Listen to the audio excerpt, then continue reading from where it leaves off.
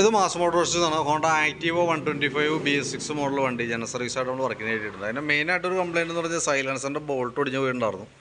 അപ്പോൾ അത് ഈ സൈഡ് ബോൾട്ട് ഒടിഞ്ഞ് അതിൻ്റെ ഉള്ളിൽ പീസ് ഇരിക്കായിരുന്നു കേട്ടോ. അപ്പോൾ നമ്മൾ വെൽഡ് ചെയ്തത് അഴിച്ച് പുതിയ ബോൾട്ട് ഇടുന്നുണ്ട്. മാറ്റുമ്പോൾ 2 ബോൾട്ടും കൂടി മാറ്റി നമുക്ക് റീസെറ്റ് ആക്കാം.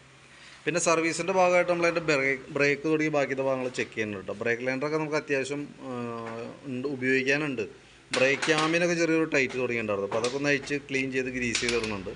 ഇത് ബാക്ക് വീൽ പിടിപ്പിക്കുന്ന ഷാഫ്റ്റാണ്. അതിൻ്റെ ബെയറിംഗ് ഒക്കെ ചെക്ക് ചെയ്ത് വേറെ കംപ്ലയിൻ്റ് ഒന്നുമില്ല. അതേപോലെ ബാക്കിലത്തെ ടയറിൻ്റെ ഭാഗമായാലും വേറെ പറയുന്ന കംപ്ലയിൻ്റ് ഒന്നും കേട്ടോ. ഹബിനകത്ത് ചെറിയൊരു സ്ക്രാച്ചസ് വന്നിട്ടുണ്ട്. അത് നമുക്ക് സാൻഡ് പേപ്പർ ഉപയോഗിച്ച് ക്ലീൻ ചെയ്ത് നമുക്ക് റീസെറ്റ് ആക്കാം. പിന്നെ നമ്മളതിൻ്റെ എയർ ഫിൽറ്റർ ക്ലച്ച് സൈഡൊക്കെ കഴിക്കുന്നുണ്ട്. എയർ ഫിൽറ്ററിൽ കുറച്ച് പൊടിയൊക്കെ ഉണ്ട്. കമ്പനി ഫിൽറ്ററാണ്, ഹോണ്ടയുടെ ഒറിജിനൽ ഫിൽറ്റർ തന്നെയാണ്. അത് നമുക്ക് തുടച്ച് ക്ലീൻ ആക്കിയിട്ട് നമുക്ക് റീസെറ്റ് ആക്കാം. ക്ലച്ച് സൈഡ് നമ്മൾ അഴിച്ച് ക്ലീൻ ചെയ്യാൻ വേണ്ടിയിട്ട് അഴിച്ചാനാണ്, ക്ലീനിങ്ങിനും ഗ്രീസിങ്ങിനൊക്കെ ആയിട്ട്. അപ്പോൾ നിലവിൽ നല്ല രീതിയിലുള്ള പൊടി ഇതിൻ്റെ ഉള്ളിലുണ്ട് കേട്ടോ. അപ്പോൾ ശരിക്കും നല്ലോണം എയർ അടിച്ചൊന്ന് ക്ലീനാക്കി റീസെറ്റ് ആക്കാം. അതേപോലെ തന്നെ ക്ലച്ച് ഫുള്ളായിട്ടൊന്ന് അഴിച്ച് ഗ്രീസ് ചെയ്യുന്നുണ്ട്.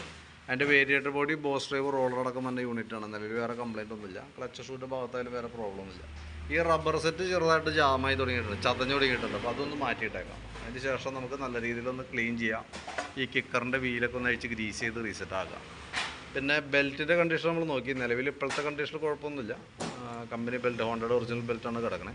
എന്നാൽ അതിൻ്റെ സെൻറ്റർ ഭാഗത്തേക്ക് നോക്കുമ്പോൾ ചെറിയൊരു പൊട്ടൽ പോലൊക്കെ തുടങ്ങിയിട്ടുണ്ട്. അതാണ് അടുത്ത സർവീസിലൊക്കെ നമുക്ക് ഇതേപോലെ തന്നെ നമുക്ക് ചെക്ക് ചെയ്യണേ.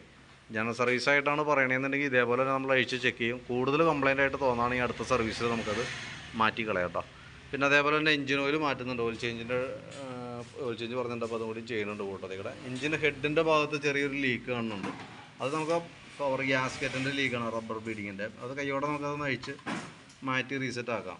കാരണം ഉള്ളിലായതുകൊണ്ട് നമുക്ക് പുറമേ നിന്ന് പ്രത്യക്ഷത്തിൽ കണ്ണിപ്പെടില്ല. കൂടുതലായിട്ട് ഓയിൽ ലീക്ക് വന്ന് താഴെ ചാടുമ്പോൾ നമ്മൾ അറിയുള്ളൂ. എഞ്ചിനിലാണെങ്കിൽ ആകെ കൂടി 600 മില്ലി ഓയിലാണ് വന്നത്. അപ്പോൾ അതിനകത്ത് ഒരു ഡ്രോപ്പ് നഷ്ടപ്പെട്ടാൽ പോലും നമുക്കതൊരു നഷ്ടം തന്നെയാണ് കേട്ടോ. അപ്പോൾ അതൊന്ന് ക്ലിയർ ചെയ്തിട്ടേക്കാം. പിന്നെ അതേപോലെ തന്നെ നമ്മളതിൻ്റെ ബാറ്ററിയൊക്കെ ഒന്ന് ചെക്ക് ചെയ്ത് വിടുന്നുണ്ട്.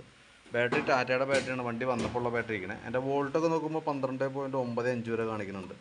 ലോഡ് ടെസ്റ്റിലേക്ക് വിടുന്ന സമയത്ത് 9 വോൾട്ടിലേക്ക് വരുന്നുണ്ട് കേട്ടോ. അപ്പോൾ ഒരല്പം ഡൗൺ ആയി തുടങ്ങിയിട്ടുണ്ട്. തൽക്കാലം വേറെ കുഴപ്പമൊന്നുമില്ല. നമുക്ക് അതിൻ്റെ കോൺടാക്റ്റ് ടെർമിനലൊക്കെ ഒന്ന് ക്ലീൻ ചെയ്ത് നമുക്ക് റീസെറ്റ് ആക്കാം. പിന്നെ ഫ്രണ്ട് ഭാഗത്തേക്ക് വരുമ്പോഴത്തേക്കും ഫ്രണ്ട് വീലിൻ്റെ ബെയറിങ് കാര്യങ്ങളൊക്കെ നമ്മൾ ചെക്ക് ചെയ്ത് വേറെ പ്രോബ്ലം ഒന്നുമില്ല. അതേപോലെ തന്നെ ഫ്രണ്ട് ഡിസ്ക് ബ്രേക്കിൻ്റെ പാഡ് സെറ്റ് നമ്മളൊന്ന് അഴിച്ച് ചെക്ക് ചെയ്യുന്നുണ്ട്. നിലവിൽ ഈ ഭാഗമൊക്കെ തുരുമ്പിട്ടോണം അങ്ങനെ പൊളിഞ്ഞൊക്കെ തുടങ്ങിയിട്ടുണ്ട്. ഇതിൻ്റെ ഒരു പ്രോബ്ലം ഉണ്ട് ഈ മോഡലിന്.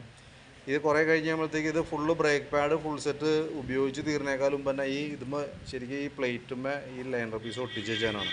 അത് പൊളിഞ്ഞു പോകുന്ന ഒരു കംപ്ലയിൻറ്റ് ഉണ്ട് നിലവിൽ. ഇപ്പം നിലവിൽ പ്രോബ്ലം ഇല്ല. പക്ഷേ അങ്ങനത്തെ ഒരു കംപ്ലയിൻറ്റ് ഈ വണ്ടിക്ക് ഉള്ളതാണ് കേട്ടോ.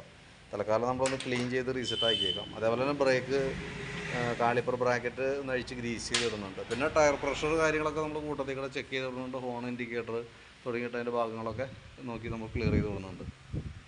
സ്പാർക്ക് പ്ലഗ് ആയാലും നമ്മളൊന്ന് അഴിച്ചു നോക്കിയിട്ടുണ്ട്. നല്ല ഫ്രഷ് ആയിട്ട് തന്നെയാണ് ഇരിക്കുന്നത്. അപ്പോൾ ജസ്റ്റ് ഒന്ന് ക്ലീൻ ചെയ്ത് റീസെറ്റ് ചെയ്താൽ മതി.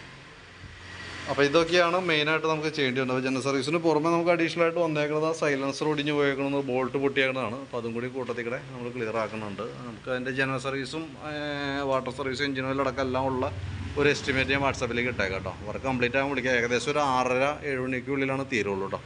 അപ്പോൾ വിളിച്ചിട്ട് വന്നാൽ മതി. വർക്ക് കംപ്ലീറ്റ് ആയിക്കുമ്പോൾ കോൺടാക്ട് ചെയ്തോളൂ.